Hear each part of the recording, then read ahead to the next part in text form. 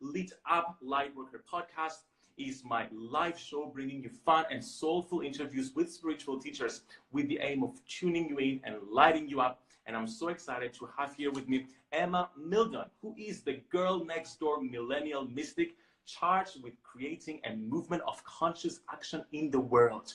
Crowned by Huffington Post as a true millennial mystic leader, she's a spiritual activist and international best-selling author of the Soul Searcher's Handbook and Evolution of Goddess. Through her work as a philanthropist, columnist, speaker, and the hostess of powerful new moon gatherings each month, Emma educates, inspires, and holds space for people who are committed to taking balanced, conscious action towards global healing. Oh my God, Emma, it's such a pleasure to have you here with me. And I'm so excited to be diving into Evolution of Goddess, which I've read and I love, and I'm so excited to share this with everybody. Thank you, George. So, Emma, I want to start with a very basic question for people who are not familiar with the term goddess, with the divine feminine, and with the goddess spirituality in general. So, who is the goddess, and why is goddess spirituality so popular right now? Yeah, I think a lot of people have different definitions of goddess. And so I just firstly want to say, whatever is your definition is true for you. So follow what your definition is. So I can only speak from my experience. But goddess for me, as a millennial in 2019, is about our energy. Is about the feminine energy, not the feminine gender, and is particularly about self-study. So understanding your goddess. So we see a lot more conversations about divine masculine, about the divine feminine, about our energy, about good vibes, bad vibes. You know, people becoming a lot more conscious when they walk into a room and what they feel, when they leave people and how they feel. And that's all part of that. So the defining the divine feminine is really about our energy and what energy we're in, and if the energy is imbalanced. So our feminine energy, for a lot of us, has been a little bit out of whack. Me included, all of us can get a little bit of the spiritual speed bubbles. But it's about bringing it into alignment. So the feminine is our creativeness, it's our intuition, it's when we honor that gut feeling, it's our emotive drive, it's our passion, it's our nurture, which is also super important to complement with the masculine, which is our action and our need to drive forward and to make that change. And those two weave together make for some pretty powerful magic. Wonderful. And there's been a lot of suppression of feminine energy, as you talk about in the book as well, over thousands of years, where feminine energy was suppressed and the masculine energy was abused by patriarchy. And we've created all these systems that are very patriarchal and are causing us to just suppress our creativity. So my question is, over the past few years, as a spiritual community and as a society in general, we've been working collectively to awaken the divine feminine and to help it reclaim the seat it has next to the masculine energy as well. So my question to you is, and I asked this question as well to Lisa, who wrote the book Witch, because it's such a powerful question. Is the future female? No. And I feel very passionate about this. And I have total respect for the people that are out there at the moment trying to make the change. My urge, my request, my call is to please ask that it's inclusive of all. So the idea that it's female is very limiting. It's limiting because it's not gender specific. The feminine is an energy. We can all be feminine. Like some of the most divine men and women I know have divine masculine and femininity weave together. You are a prime example of that. You know, like men like Obama, you know, who's strong and powerful, but loving and not afraid to share a tear, but also play, you know, like all that balance. So the future is not female, the future is feminine, and there is a big difference. So what is the difference between the future is feminine with the future is female? Does feminine come with balance? Yeah, so the future is feminine, as in that feminine energy. The future is an energy of nurturing, of protection. It's almost like the mother lioness who protects her cubs, right? All of us come into the sense of, all of a sudden, we care about recycling. You know, we care about the jobs, we care about what we show up and how we contribute into our day. We care about energy and who we give our time to, what we spend our money on, what we vote when we consume with. We're starting to really care, and that in an essence is quite a feminine energy. We're not so success driven that we don't care who loses and what's demolished in the process. We're coming into alignment. So that's what I mean by the future is hopefully growing towards a feminine energy. The feminine side. Thank you so much for clarifying these terms, because in my conversations that I've been having with spiritual seekers and light workers, there is a confusion between feminine and female, and the gender and sexuality and all these different terms. So it's good to have a good grounding basis. So in the book, The Evolution of Goddess, you talk about the evolutionary elemental goddess archetypes, which I love. I did the test as well, and I think I'm a sun goddess. Thank you. I love that. As soon as I turned into the page, the section with the sun goddesses, and I turned into the modalities, I just had to laugh, because the breath of fire is my favorite meditation to do, and I actually did it right before we begin. So that was a perfect confirmation that I am a sun goddess indeed. So could you please give us a short summary of the 5 different evolutionary elemental goddess archetypes? What are they, first of all, and what do they mean for us? That is such a beautiful question. I love it. Thank you, George. So the goddess archetypes, I like any archetype. So when we look at archetypes before us, honoring where archetypes have evolved from, we have Carl Jung, we have Carolyn Myss, we have Pinkola Estes, we have Clarissa Pinkola Estes. We have all these beautiful people that have looked at archetypes as a narrative. So it's almost like a look at who we are and the character of a story. And when I wanted to evolve archetypes for us in 2018, was looking at archetypes without the labels and categories and the limiting definitions, and archetypes as energy. So stripping everything back to our core teacher, Mother Nature. So in Evolution of Goddess, we look at archetypes in terms of what energy we're in, which again comes back to the underlying theme of feminine, divine feminine is an energy. So there are 5 goddess archetypal energies that you can be in, and the reason why there's 5, I mean, in a lot of cultures there are 5, a lot of Eastern cultures, is because we want that balance. So in some beliefs and cultures or studies, you see sun but no moon, so you see the yang but no yin. So we have yin and yang, we also have fire and water, and we have earth. So all of those together. Now when you start exploring your goddess archetype, rest assured you change every day, because you have different lessons and experiences, and you also have different energy every day depending on who you're around and what you're eating. If you're a lady, where you are in your moon cycle, we change, we evolve. So the archetypes are very agile, as are we, and that's why I think it's nice to look at them as the elements, because the elements change so rapidly, as do we. So those are the 5 goddess archetypes. So we're not born in one and we stay in it forever. We change as we evolve. Is that right? Definitely. I mean, do you think of yourself 10 years ago, George, and think, oh my goodness, I'm such a different person? Completely. Me too. I was definitely a different person. Completely. So the beauty of the book is you can pick it up on a day that you feel there's been a shift, or a day you might feel in a rut, or a day you feel empowered. When you're going through a different life transition, when you feel like a chapter's closing, you can literally open up a new chapter, which is nice. So yeah, your archetypes do change.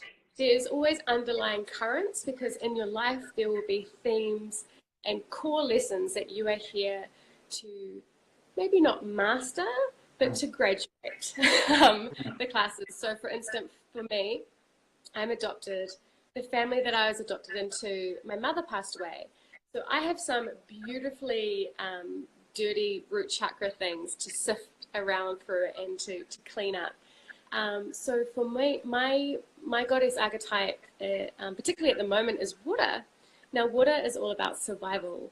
You know, we need water. Plants, you know, very similar to air, but we need water in order to survive. We cannot live without water like we can live without food. It's different. Water is also very healing and cleansing.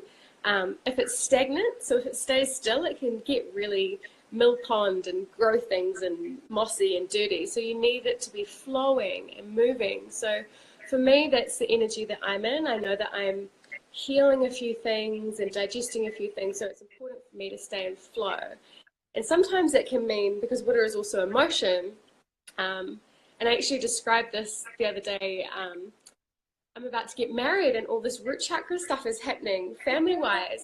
And I can see these big waves coming, and I can see them emotionally feel it coming, and I just have to let it wash over me. And sometimes that means I get pummeled by a wave and show up with my bikini top half off and my hair all over the place, and I'm like, oh my gosh, which is life, right?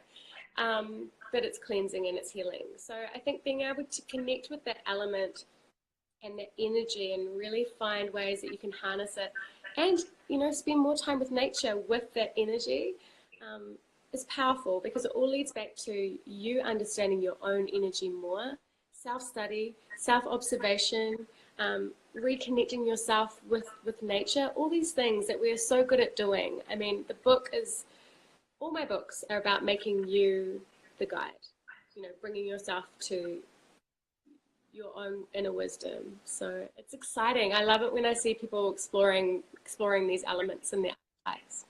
Yeah, and I love the symbolism and the energy behind each element. But can we also use the elements physically in order to awaken what they symbolize? Definitely. So I'm a big believer in giving like practical modalities. So of course there's the stories and mythology and folklore around every element that you can explore, from all of the fairy tales to mythology from all around the world. But also modalities are so important because they're practical. And I think a lot of us are searching for ritual, something that we can plug into our day. So yeah, there's breath exercises, like for you, George, with breath of fire, which fires up your digestion. Yeah, fires up your digestive system and gets that fire energy. You know, it almost puts the tinder on the fire and starts to get you really steamy and hot and smoke rising. Water element, for me, I can explore anything from, you know, bath rituals to aromatherapy, anything that might involve water, cleansing. Tea, even a simple having a cup of tea can be a ritual. Candle rituals, you know, there's yoga, there's you know, affirmations, crystals. There's so many things you can explore. The beauty of it is just finding what resonates for you, because there'll be things that you might find that you're like, that is full on off the woo-woo scale crazy, I'm not doing that. And then there's other things that you might be surprised that you really like exploring and experimenting with, and all of it's about evolving and embracing your change. So I guess the biggest thing is, don't be afraid to try new things. Don't be afraid to be curious. There's parts of you that you have never explored yet that are waiting to be discovered, and that's the most exciting part about it. I love it. And I'm going to ask you a question about practical tools and rituals in just a little bit. But I want to go back to the topic of the 5 elements. So we know that water is about flow and emotion, just being in that energy of just listening to your body and to your emotions. So I think it will be fun to go, if we go through the 4 elements, and just give us a short description of what the energy is like. And then people watching live, let us know which of these 5 elements do you resonate more with at this point in your life, so that we can give you some more support around that. So how about the moon? What is the energy of the moon element? Yeah, so moon is a good one. Moon energy is very creative and very intuitive. So moon can be very polarizing. So you can be one of 2 of these energies. So you can either be very introverted and feel a big need to be in hermit mode, isolation, reflective, you're in deep. So you're really thinking about things. You seem to be quite sensitive at this time. Or you can be in full moon mode, which is you want to be in community. You're releasing a lot of things. You want to be able to talk to people about that and hurt in that sense. So as with all things that push and pull with the moon, when you think about how much the moon controls water and elements around it, the moon energy comes with that too. So one day you might be completely wanting to just be alone, and the idea of people in the world really irritates you. And then the next day, having friendship medicine is exactly what you need. Moon energy is quite sensitive, incredibly intuitive, so can quite often get knotted up if they're not listening to their intuition, and very creative. So journaling, you like to write, you might feel poetic, you might be really drawn to music. There's almost this artistic whimsicalness about moon energy. But it's also very deep in terms of very deep thinking, very reflective, very focused, and comes with a lot of clarity. So it's ruled by a lot of hair with moon energy. I love how polarizing it is, because it just shows that it's not just one way or the other way. It's just a whole combination, a whole range of energetic points we could be at any moment within the moon energy. How about the sun energy? I love the sun. So sun is quite similar to what we think of with a lot of the fire signs and star signs. So sun is very driven, it's action, it's passionate, which sums you up so well, George. Because I'm a Leo, I'm a Leo, so it makes perfect sense. I'm an Aries. So they can also be fiery in the sense that while they're passionate, like when we think of the color red, we think of passion, but we also think of love. But then we also can think of anger. So they're so passionate that sometimes they can be like, no. So they've got a powerful set of beliefs, passionate sense of ethics, and feel really charged here to make change. So sometimes that can feel like burnout. They can be full fireworks boom, and then feel like a flickering flame. So sun energy is about learning to find that balance between the drive and the commitment and the passion, so that you don't burn out. Yeah, I know that firsthand, because I've had a couple burnouts experiences myself, and I'm just learning to manage that. How about water? Is that the opposite of sun? Yeah, so water, a lot of the elements complement each other, so kind of have sister elements. So when we think of water is actually strongly influenced by moon, obviously, because the moon controls the tides, the king tides and all that. But also, obviously, any element can influence the other. So when we think of, say, fire and water, if you merge fire and water together, it can make things really steamy, or it can make things really soggy. So again, it's checking what energy you're in and what you need. Water element, as I mentioned, is all about emotion, cleansing, healing, detoxifying. So when we think of when we're in water element, it can normally be because we're healing emotions, or we're healing some sort of karmic pattern that we're trying to digest and flush through our system. So water can be emotional turmoil, powerfully healing time.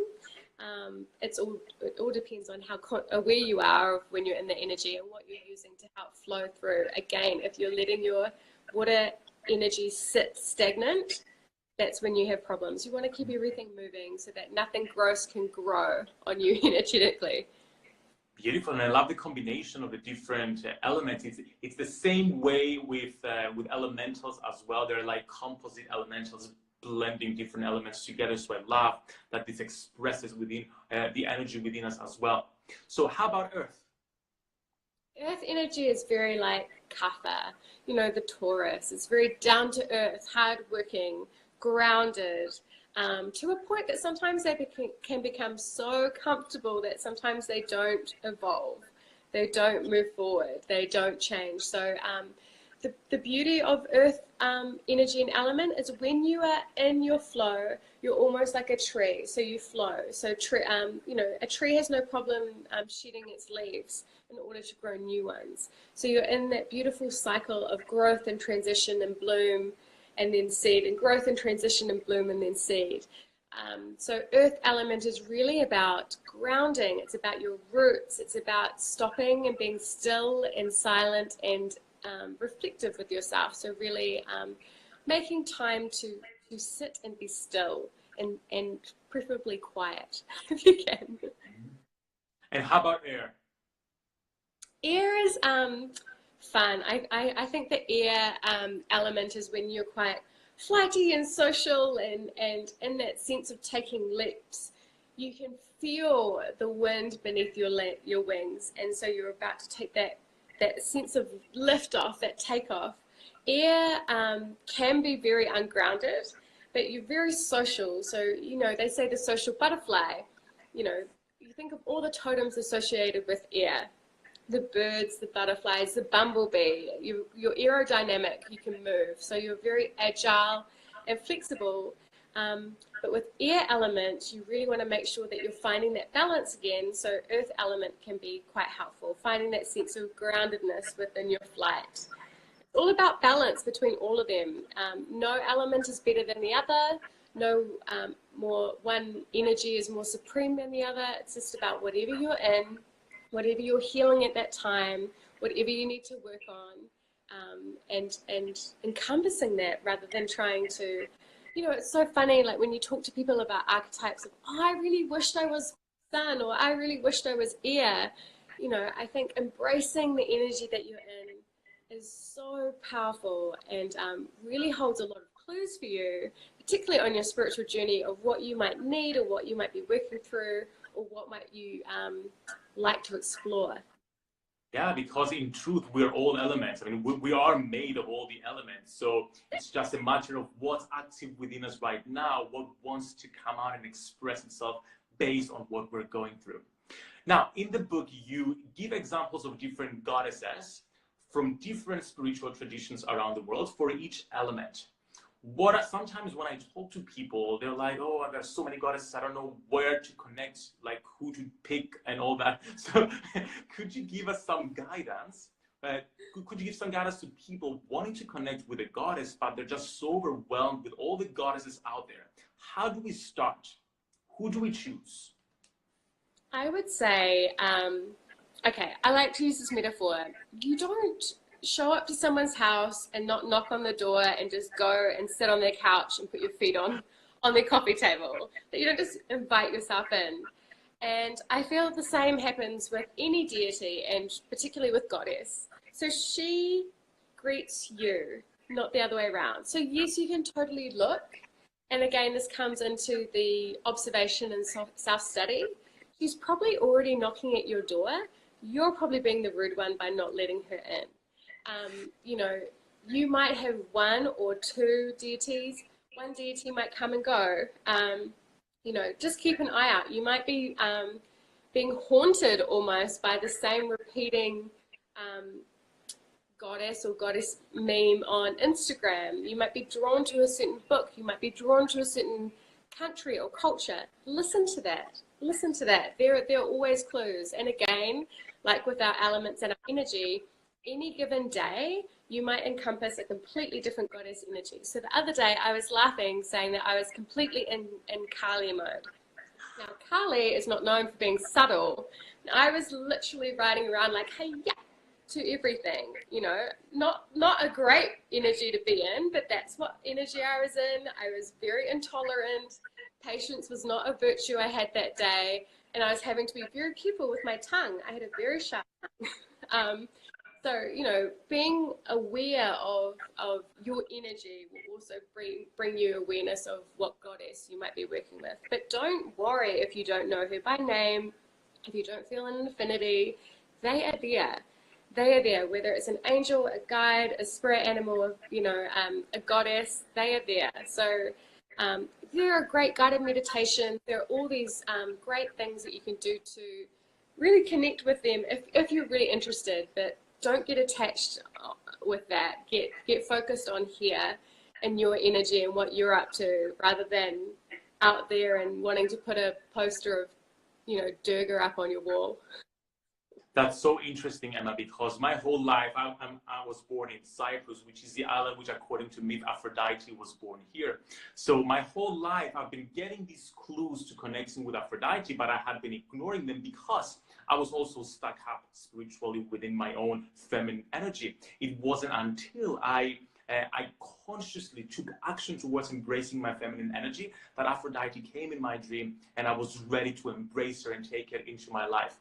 But again, as you just said, it changes as you change as well. So right now, I'm feeling called to connect with Goddess Athena, who's actually right behind me over there on my altar. I have the statue there, which is just so interesting hearing you say that so profoundly. Now, can you give us some practical tools, simple rituals that people can use to start awakening their divine feminine goddess energy? Yes, I would say honoring anything that can grow your intuition and your creativity. If that seems overwhelming, the first thing you can do is do something for someone else. I was just watching a video, so funny, of Russell Brand saying this, like, the ultimate black belt in spirituality, particularly in the divine feminine, is service. So showing up to nurture or love or protect something other than yourself, whether that's an animal, a being, a cause. That's a powerful thing. So, and that's easy enough to do, because you don't have to start a movement or write a book or talk to thousands of people. You can literally like something, send a positive comment, encourage someone else. A cheerleader, the follower, is one of the most powerful people in a movement, right? The leader, they can do it, but they can't do it without that first person who believed in them, that said, I love what you're doing, I'm going to get behind you. And actually the first follower is the person that makes the movement. So don't underestimate your power to show up and support and to be of influence. Don't let that, you need to define yourself as needing to be the leader, because there's so many other roles that are so much more important. So yeah, I'd say get behind something, show up, love something, show compassion, be kind. If you can, honor your intuition, start to really focus on that. Talk to that. Why am I feeling like this? What has come up? Did I honor that? What happened when I didn't honor that? You know, start to be more conscious of what's happening when you have those gut feelings, those inklings, that inner knowing. And also open up your creativity. Make something, birth something, bring things into the world. You know, express yourself in a loving, compassionate, service action way. Write, journal, sing, dance, whatever that may be. You know, bring yourself out into the community when it resonates, and really support others and show up and listen and love and all those things that everyone is doing so well. I look out in the world and I know a lot of people see news and you know, the bad headlines, but if you look in between it, what's weaved in between, there is so much magic happening. And I think if we can focus on that and encourage each other and educate each other, focus on become aware of ourselves, self-study ourselves, take responsibility for the energy that we're bringing into every single room, then we're good. Oh my God, that was so powerful. We don't all have to be leaders. We can be followers as well. I see so many people just feeling overwhelmed for not being extroverted, for not knowing how to handle social media, and feeling like pressure that they need to be leaders. But it's not necessary, because we all have our own personal superpowers, as you say in the book, Goddess superpowers, that we can express in any way possible without needing to lead something or launch a movement. Just following a movement and just really getting behind it and supporting it could create change, which is a perfect lead up to my last question, which is, how do we balance our feminine and our masculine energy to create real change in the world? Because with the awakening of the divine feminine, there has been, I feel, some miscommunication to some people, where they feel that all they need to do to change the world is just good vibes and just meditate and expect things to change. Is that it, or do we need to do the work, and how do we find the balance between the two? Yeah, I talk about this a lot in my book, and I had to do a lot of healing myself and get myself in balance first. And that was a big process in writing the book. And that is the answer. Like, if we are not in balance, if we do not understand our own energy, our own lessons, and have graduated through and moved through those, then we can't really show up and contribute to much. So the first thing is really, really going in here and understanding where you're at in any given day. Again, every day is different. One day you might feel like you've clocked the spiritual system. The next day you're riding around with the spiritual speed bubbles, you know, just trying to keep in your spiritual lane. So, yeah, I would say self-study, focus on yourself, understanding yourself, observing yourself, taking responsibility for your reactions, what you're saying and why, how you're showing up and why, your intention, what your motive is. Yeah, all of that. So I think a lot of people are still living very externally with the idea of their spirituality. And yes, it's great that you meditate. It's great that you get on your yoga mat. But to change the world and to contribute, get that stuff in check, get your spiritual ego in check, make sure you're showing up for the right reasons, and then do it. And don't do it because you want a medal or because you want to become a rock star or you want all the followers. Do it out of the genuine reason that it's out of compassion, because you want to inspire, motivate, and educate, change the world. That is it. So I think if you're focusing on here first, observing yourself, really being honest with yourself, then you can start to take those steps forward. Emma, it's been such an honor chatting to you. Thank you so much for sharing with us your wisdom. Thank you so much for publishing and writing this wonderful book, Evolution of Goddess. Everybody go out there and get this book. It will transform your life. It will get you connected to your heart and help you make real change in the world. Thank you so much. I wish you the most beautiful rest of your day, the beginning of your day, actually. And have a lovely time. I love you. Thank you for having me. Bye, everyone. Thank you, Emma. Bye, everyone. Thank you so much for joining us.